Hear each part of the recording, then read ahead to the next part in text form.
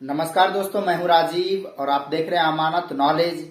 दोस्तों, आज हम जानकारी प्राप्त करेंगे एक विशेष टॉपिक पर, जो एक सब्सक्राइबर का सवाल है कि सर, एक जमीन मेरे पास है, मेरे पूर्वज के पास था, मेरे पास वर्तमान समय में भी है और उस पर जो है जोत बाग की प्रक्रिया जारी है, खेत बाग होता है, उसका उपयोग कर रहे हैं, मेरे पास उसका दस्तावेज भी है।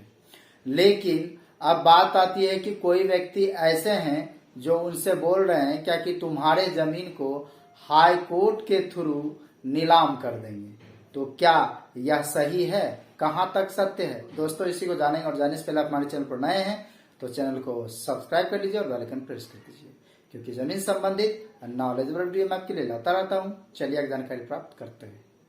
तो दोस्तों, अगर कोई व्यक्ति, चाहे वो कोई भी हो, अगर ये आपको बोल रहा है कि आपकी जमीन को हम हाई कोर्ट के थ्रू नीलाम करवा देंगे और वो प्रयास में कर रहा हूं, तो यह कहां तक सही हो सकता है? इसी को समझिए जरा। मान लीजिए आपके पास जमीन का कागजात है, उस जमीन पर आपका दखल कब्जा है, जोत बाग की जमीन है, जोत बाग कर रहे हैं, उसे फसल जो है उपजाते हैं, उसका उपयोग कर रहे हैं। अब अगर कोई व्यक्ति ऐसा कहता है कि हम तुम्हारे जमीन को हाई कोर्ट के थ्रू नीलाम करवा देंगे, तो ऐसी परिस्थिति में सर्वप्रथम आप देखिए कि आपका जो कागजात है जमीन का, क्या वह दुरुस्त है।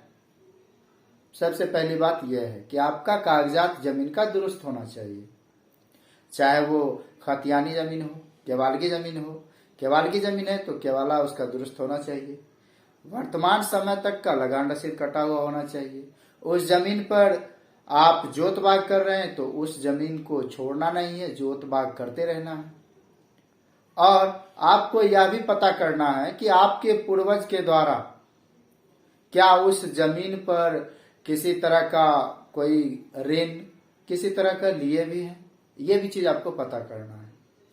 तो अगर इस रूप में आप स्पष्टवादी हो गए हैं, पूरा क्लियर हो गए, स्पष्ट रूप से जान रहे कि मैं दुरुस्त हूं, तो ऐसी परिस्थिति में कोई भी कोर्ट जो है किसी के जमीन को डायरेक्ट नीलाम नहीं कर सकता है। तो इस बात से आप आश्वस्त रहें। कोई व्यक्ति अगर ऐसा कहता है तो वो गलत कहता है।